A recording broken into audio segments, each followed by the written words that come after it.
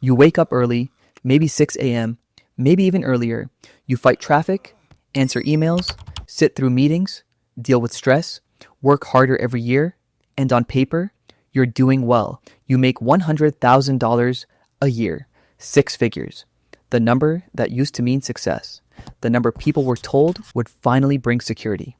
The number that was supposed to separate the struggling from the stable. But instead, you're still stressed. Your rent or mortgage feels crushing. Groceries somehow cost way more than they should. Insurance premiums keep rising. Your car payment eats your paycheck.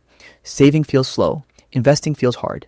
And one unexpected emergency could throw your whole life off balance. So now you're sitting there wondering, wait, how am I making $100,000 and still feeling broke? Here's the thing, you're not imagining it, and you're definitely not alone, because in 2026, $100,000 isn't what it used to be. In fact, for many Americans, $100,000 has quietly become the new middle-class survival wage. And that realization, it's exposing one of the biggest financial illusions of modern life. For decades, six figures was sold as a dream. Hit $100,000 and you've made it. Nice home, family vacations, retirement savings, reliable healthcare, a little breathing room. But today, that dream has been aggressively eroded. According to inflation data, what felt like $100,000 in the early 2000s would require closer to $180,000 or more today to maintain similar purchasing power. Read that again. If you're making $100,000 today, you may actually be living the equivalent lifestyle of someone making nearly half that in previous generations. So while your salary number looks bigger, your money itself has become dramatically weaker. It's like being handed a bigger bucket while someone secretly punches holes in the bottom. You earn more, but everything costs more. And somehow, you still fall behind. Look, this isn't just inflation. That's the obvious answer. But the deeper problem is that modern financial life has become a system designed to extract more from the middle class at every level. Housing, healthcare, education, transportation, debt, taxes, consumerism, everywhere you turn. Your money is under attack. Take housing, for example. Home prices have exploded in many markets. What used to be considered an upper middle class home is now often just an average family house. A $500,000 mortgage today is no longer shocking. But here's the brutal math.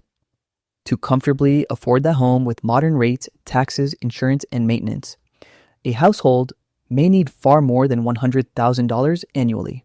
And that's assuming minimal debt. So for millions of Americans, home ownership has shifted from wealth building opportunity to long-term financial pressure, and rent, not much better. In many cities, rent has risen faster than wages, creating a reality where even strong earners feel squeezed. Then there's healthcare. Premiums rise, deductibles rise, prescription costs rise. One medical issue can still financially destabilize families earning well above national averages. And don't even get started on education. Student loans have created an entire generation of workers who started adulthood financially handicapped. So before they can build wealth, they're busy paying off the cost of simply entering the workforce. Now, combine all this with taxes. Federal taxes, state taxes, payroll taxes, sales taxes, property taxes. Your six-figure salary often shrinks dramatically before it even reaches your wallet. Then inflation reduces what's left. So while $100,000 sounds wealthy, your real purchasing power tells a very different story. And this creates a dangerous psychological trap because society still treats $100,000 like you should be fine. So when people struggle at that income, they often blame themselves. They think, maybe I'm just bad with money. Maybe I should work harder. Maybe I'm failing. But here's the uncomfortable truth. The system changed faster than people's expectations did. Many are playing by outdated financial rules in a radically different economy. And that disconnect, it creates anxiety, shame, and confusion. But perhaps the biggest hidden trap of all is lifestyle inflation.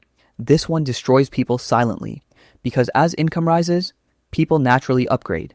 Better apartment, nicer car, more subscriptions, fancier vacations, private schools, convenient spending. Each upgrade feels small, but over time, it creates an expensive lifestyle that requires constant income just to maintain. So instead of building freedom, people build financial cages. They earn more only to need more.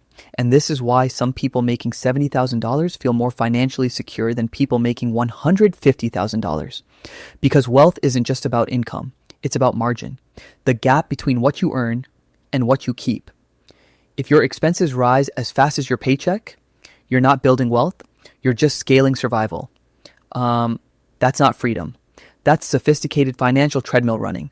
And banks, corporations, and advertisers know this. They profit massively from convincing people to consume their raises instead of investing them.